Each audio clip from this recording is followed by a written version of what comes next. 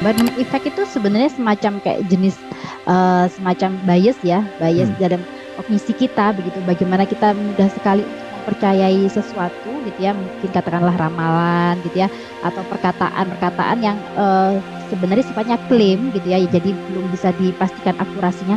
Nah, padahal sebetulnya klaim-klaim tersebut itu sifatnya general, jadi tidak spesifik gitu ya. Dan mestinya asumsinya adalah akan cocok pada semua orang. Misalnya nih ya, kalau di kalangan psikologi itu terkenal nih ya, kalau anak psikologi KKN gitu ya, kalau cowok dia bakal dapat banyak cewek gitu ya. Karena apa? Dia Hmm. pakai ini strategi Barnum Effect ini tadi. Biasanya dia akan mendekatin misalnya ya, mendekatin cewek kemudian dengan tangan, lihat garis tangan, kemudian dia akan menyebutkan beberapa sifat atau peristiwa yang mestinya orang-orang itu mestinya akan mengalami. Misalnya kamu pernah ya mengalami kesedihan yang mendalam, atau Hmm. kamu apa namanya, adalah orang yang sebenarnya sayang sama orang-orang di sekitarmu tapi kamu pernah diabaikan.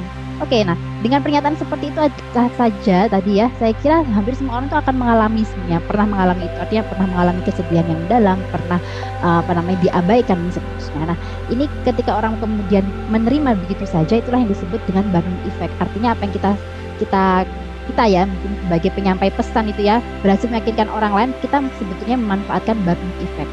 Nah, kalau kita search gitu ya, atau mungkin telusuri sejarah dari Barnum Effect gitu ya, ini sebetulnya berkaitan dengan apa namanya, satu tokoh gitu ya, tokoh di bidang entertainment gitu ya, yang luar biasa saya kira, karena dia berhasil banyak meyakinkan orang gitu ya, dia berhasil memukau orang gitu ya dengan beberapa klaim, pernyataan-pernyataan yang buat orang itu akan tertarik. Kalau itu konteksnya dia adalah seorang pebisnis di bidang sirkus, jadi dia kayak mau bisa mengklaim atau membuat menarik perhatian seseorang dengan klaim-klaim tertentu, membuat orang itu percaya.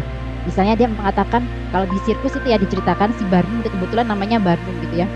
Jadi dia misalnya melibatkan katakanlah orang-orang yang kalau di kehidupan umum itu dianggap sebelah mata, tapi dia bisa menampilkannya sebagai seorang bintang karena dia menyisipkannya dengan pesan-pesannya. Ini adalah manusia ajaib misalnya seperti Hmm. itu, dan orang banyak percaya gitu ya. Nah, itulah yang disebut dengan Barnum Effect. Nah, barangkali ramalan-ramalan yang selama ini kita lihat gitu ya, entah siapakah yang punya kepentingan di situ, sebenarnya memanfaatkan Barnum Effect tadi.